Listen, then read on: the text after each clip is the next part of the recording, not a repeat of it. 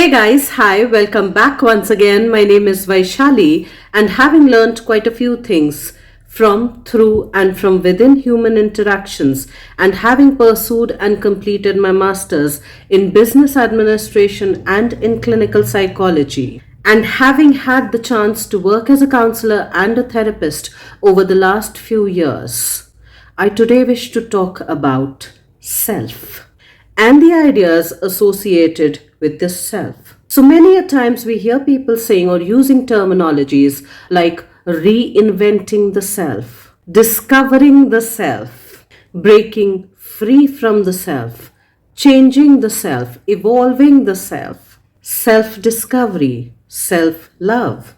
So, what is this self and who is this self? Because quite naturally, it's not a static thing. Rather, through all of these terminologies that we've used, or rather I've used, and that many a times many of us get to hear, we also come to realize that this self is a pretty dynamic entity, is a pretty dynamic organism. And at times it progresses, and at times it regresses, 2 steps forwards and 1 step backwards. It is something that is very personal, embodied in this body, through this body, and yet at the same time, in the same breath, it also has a social aspect, which is called as the social self. It is something that is thinking about its own self and thinking about the others that it interacts with. Now, why is it thinking about the others that it interacts with? If it was only identified with I, me, and myself, why should somebody else be its concern if it was only identified with I, me, and myself? If there was no social relevance to this I, me, and myself that we associate as the embodied self, embodied through this body self, why does it really care and bother about anybody else, somebody else? Well, because to a degree, it understands its own self through others. It experiences jealousy and envy and competition through engaging with others, through interaction with others. It compares itself to others to understand its value appreciation or depreciation, to understand what its worth is in comparison to others. It understands love or the ideas around love through interaction with others. Many a times, this embodied intrapersonal self wishes to be acknowledged, wishes to be appreciated, wishes to be recognized by others, which is where it starts to feel like an asset within its family, within its community, within its social framework. And thereby, this self, as much as it's a very personal, individual, embodied self, which stands with I, me, myself, or which stands as I, me, myself, to some degree, large or small, it understands itself. It understands its reactions and responses within its interaction and through its interaction with others. At times, this self wants to be recognized, wherein it needs to be then outstanding. Quite literally, it needs to stand out.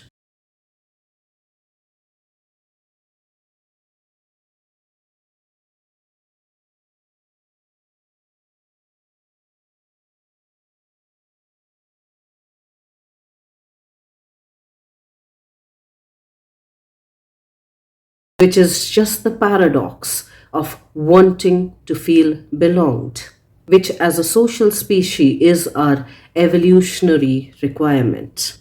As much as it wants to be valued and recognized and be appreciated and be held, it is also something that at times can say, please leave me alone, just give me some space. It is this paradoxical self that can experience belonging or the feeling of belonging with outsiders and not with its own family. And at times, it feels that sense of belonging, that sense of thereby safety with its own family and not with others.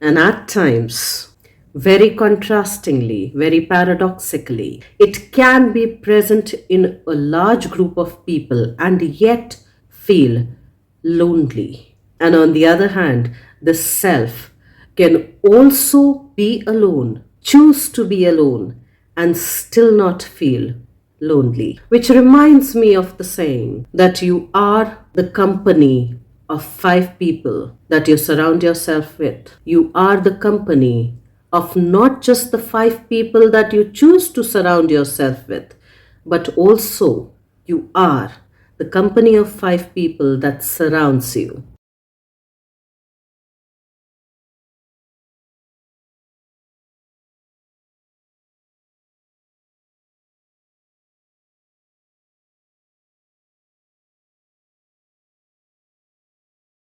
And in a way, it is also then telling us that knowingly and unknowingly, mostly subconsciously and unconsciously, we all get impacted, we all get influenced by the company that surrounds us, which invariably changes us, impacts us, imprints us to a degree, which surprisingly can help us take up an exercise wherein then we can write down 10 qualities of the people that we consciously choose to be with, and 10 qualities of the people that surround us, whether we choose to be with them or not, or whether we feel obliged to choose them. We are still impacted by those people, knowingly and unknowingly.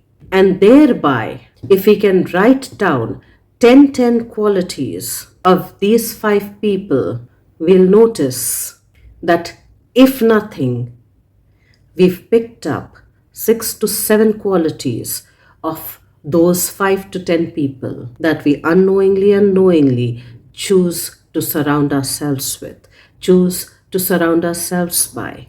So, are we then truly defining ourselves? Because quite naturally, we have gotten impacted, we have gotten imprinted by them, at least with regards to 6 to 7 qualities. So, are we then really talking about I, me, myself? Or are we talking about somebody else whose effects have rubbed off on us and thereby become our imprints as well? So, are they originally our imprints or are they just rub on effects? Which should then make us question who is this self that we actually are describing. Now, this self also unknowingly carries a lot of biases.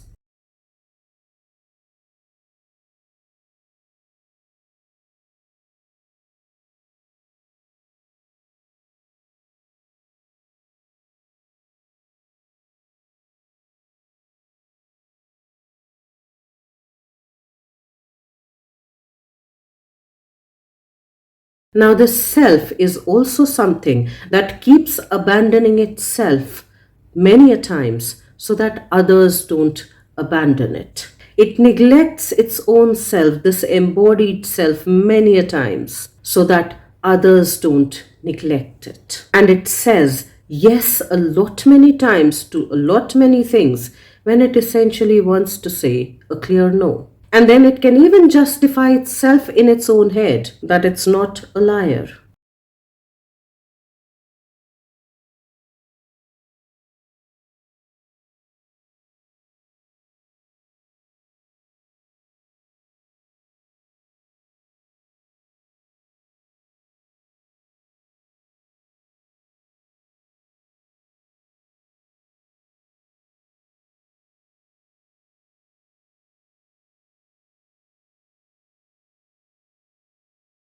That when essentially it wanted to say no and it ended up saying yes, it's not a liar. It can justify that story in its own head. And when it does that, to some degree, it neglects it abandons and it rejects itself. It does not feel the sensations, feel all the other feelings that would come up if it were to accept that it's a liar and thereby untrustworthy and thereby unreliable and thereby not dependable and thereby unsafe. And many a times it dissociates, it disconnects from its own embodied sensory experiences, from its own feelings to understand where those feelings register in the body.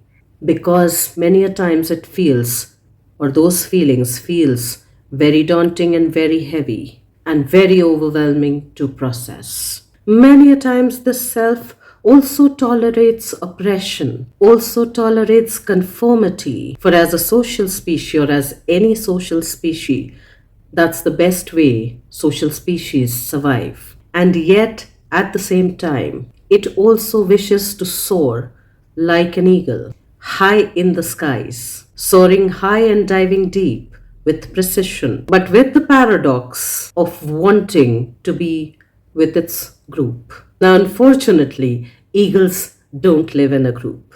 Eagles are not group species. They don't collaborate. They don't compete because there's nobody else to compete with. They don't share spaces and there's no support system for them. And yet, this self has the paradoxical desire to soar like the eagle, but to also feel belonged. It wishes to be outstanding like an eagle, wherein then it'll need to truly stand out, just like any solitary creature would. And yet, at the same time, it conforms, it constricts itself for its desire, for its need to feel belonged, to feel seen, and quite naturally to be seen by others. Now, if it is only this embodied self, I, me, myself, why does it need to feel seen, to be heard, to be understood? If it is only limited to that, then others should not also come in the picture.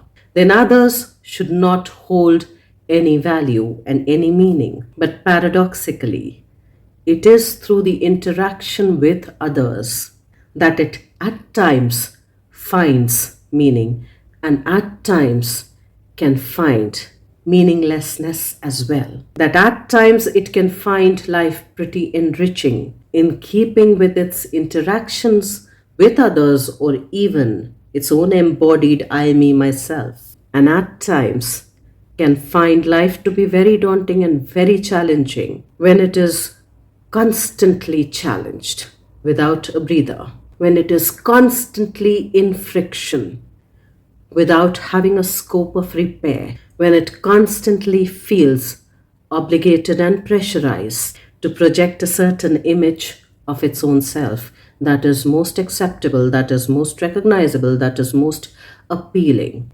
And in my understanding, the self is also conscious, subconscious, and unconscious. And when it's interacting with the others who are also operating 95 to 97% of the times from their subconscious, unconscious, and 3 and 2% from their conscious awareness, quite naturally, both the intrapersonal self, the I, me, myself, and the social self are operating primarily from the unconscious, from the subconscious, and very little from their conscious awareness. And thereby we can say whatever this self is, whether it's intrapersonal, I, me, myself, this embodied self, living and experiencing world through this body, or it's the social self, which to some degree, large or small, finds its relevance in the world through its interactions, or its irrelevance in the world through its interactions, are both operating primarily from their subconscious, unconscious, and very little from their conscious awareness, from its conscious awareness. And to me, at this point in time, is weird, is funny, is even sad, is even hilarious that if we are operating 95 to 97% from our subconscious and unconscious, we are quite ignorant about our own selves.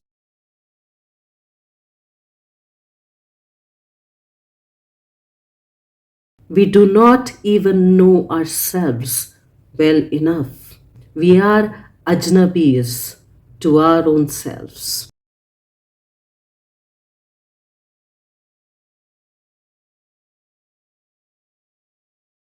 Which reminds me of this beautiful quote by Rumi, which I'm paraphrasing here. खुद की खुदाई में ही खुदाई है. And one interpretation of that can be खुद से ही खुदाई है. The other interpretation of that can be if you uncover your subconscious and your unconscious, you will get to know your darkness, your biases, your hidden aspects, your hidden truths that you've still to discover about yourself. And if I were to conceptualize the self, I would say that it's not static, but it's a pretty dynamic entity. It's forever evolving. And at times in that evolution, it does tend to slip down. 2 steps forward, 1 step backward. It's an amalgamation of a lot of contrasts, wherein at one point in time, it seeks adventure, it seeks non-conformity, it seeks exploration. And then there is another aspect to it, which seeks conformity, which seeks belonging, which seeks familiarity, which seeks safety, which seeks predictability. At times, it's the biggest bluff master to its own self, both the personal and the social self. And at times, it's the most honest voice and thought for its own self and for others. And when I say the self, both for the personal self and the social self, at times it's the change maker, and at times it's the change resistor. At times it's very critical, and at times it can hold empathy as well. At times it can hold the contrast of gentle and firmness at the same time. And at times it can't see these two things at the same time and in the same breath. And it's an amalgamation of all of these contrasts and an integration of all of these contrasts. The one that's afraid and the one that also has the capacity to show courage. The one that's a liar and the one that's also brutally honest. The one that's relentless and the one that just wants to be laid back and relaxed. The one that is competitive and the one that is collaborative. The one that is oppressive can tolerate oppression and is also oppressive to others and itself. And its exact contrast, the one that wishes to liberate itself and others, are all present inside all of us. Until we begin to accept and embody all of those aspects within us, till we truly begin to embrace and acknowledge all of those aspects within us,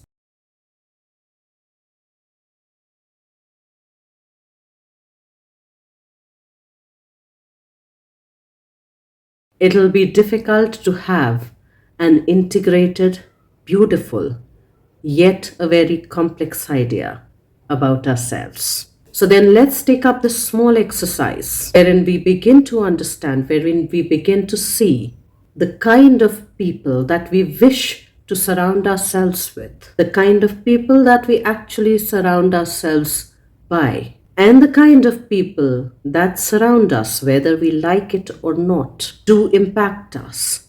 And if we can just take a few hours, a few moments, a few days to list down 10 qualities, 10 aspects about all of those people, and we get a huge list of the character traits that we see them by, that we see them as, and then actually take notice and write down all of the aspects that have been rubbed onto us, that we have assimilated within ourselves, knowingly and unknowingly, we at least to some degree will have a realistic understanding, a realistic evaluation of how we or others would describe us. And if we can be as honest as we possibly can be, that nobody else is going to see that, nobody else is going to notice that, we, in my understanding, if we honestly do that, will be able to write down, to jot down the good, the bad,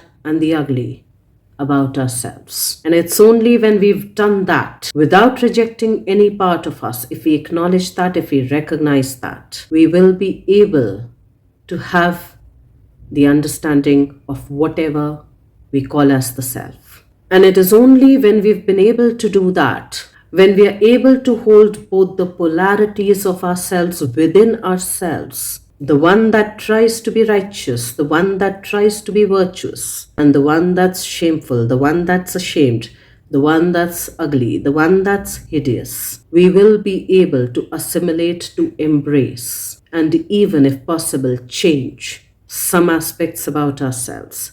We will be able to embrace our whole self completely. Because self acceptance does not happen through self rejection, and self love cannot happen through self rejection. Let's try and take up this exercise for ourselves, and I will see you once again the next week. Till then, stay tuned in. And guys, if you do like the contextual content of these videos, please do like, share, and subscribe.